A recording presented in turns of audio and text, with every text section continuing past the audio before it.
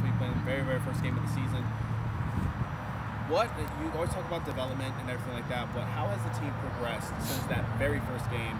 And what are you looking forward to playing them again? Same opponent and everything like that. I think the team's progressed quite well. I mean, you look at the very first game, we had players going in there. We probably had 4 debutants. We probably, in the starting 11, we probably had 9 players that held very small roles at their previous club. And what we did was we dropped them right in the deep end and said, go exist, go perform. And against Marta, against Sid LaRue, against Ashton Harris, Ali Krieger, just go perform, right?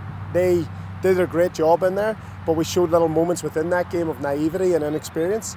And I thought for a large part of that game we were in a good position. We conceded a late goal, and then thankfully we showed the resilience and came back and tied 2-2. The part that I looked at is the second goal that we conceded. We had such a powerful position within the game, we slipped up. We don't want to allow that to happen, and in different moments throughout this season we've shown the resilience to get us through those tough moments. So as we move that towards this weekend, there's also the part where we want to show more control within the game and dictate the tempo and the direction of the game, and that's something that will be pieced together through all the previous games where we've gained that experience, that understanding and a recognition of what opposition teams are trying to do to us. Last week Michelle Beto said that in her eyes maturity was the biggest thing that was the biggest trait that the team had developed as the season went on.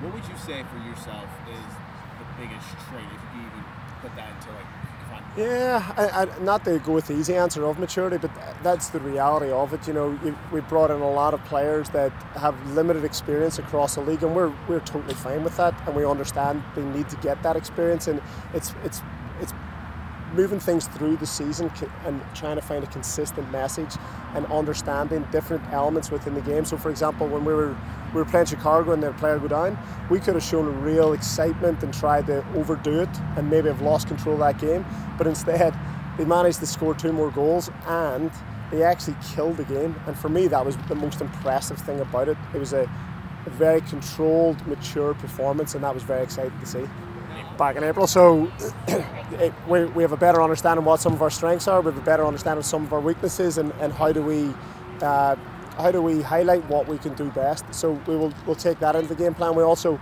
the difficulty going into this game is some of the rotations that they have. They've had a fantastic start to the season, and we want to try and slow that down a little bit. So the difference would be maybe a better understanding as well of what they can do to us, because we've got 8 games of knowledge of this information, as opposed to the first game of the season where they hadn't played the year before, so you've got no concrete information.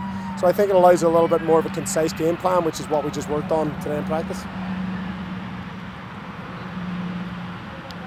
So at this point of the season, what's kind of impressed you outside of maturity, but just when it comes to actual, getting on the pitch and dealing with these stars that they keep you grow up watching on television?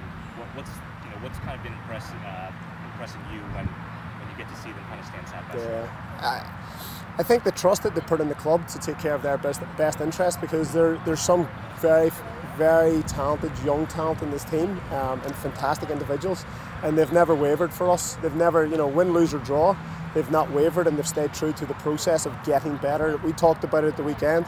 Even if we had won and performed the way we did, I wouldn't have been a happy coach, because I don't think that we give a real good illustration of who we are. So I think it's continually, week in, week out, them staying true to and trusting the game plan and trusting the process, which is something that makes us very proud. And at the end of the day, you look at those players, we told them to get off the field 15 minutes ago and they're still standing on the field. There's a really relentless commitment to their progress, and from a coaching staff, that makes us very fortunate. Do you